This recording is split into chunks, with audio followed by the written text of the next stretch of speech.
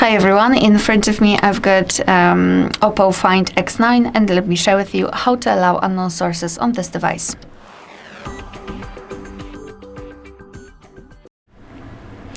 So let's start with opening the settings, and here we have to scroll down and find security and privacy. Then let's scroll down again to find more security and privacy. Scroll and tap on installation sources. So right here we've got the list of apps which are allowed or not allowed to install some content, and obviously we can change it. So let's pretend I'd like to download the app from Google Drive, not from the Google Play Store. So just find it in the list and then tap on the switcher.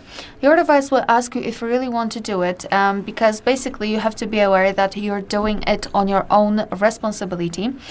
Some third-party apps aren't verified by the developer, so you may put your data and actually whole device at risk. So remember about that and choose the apps wisely. And tap on allowed to allow it, and as you can see right now it is active. And you're allowed to download the apps from Drive.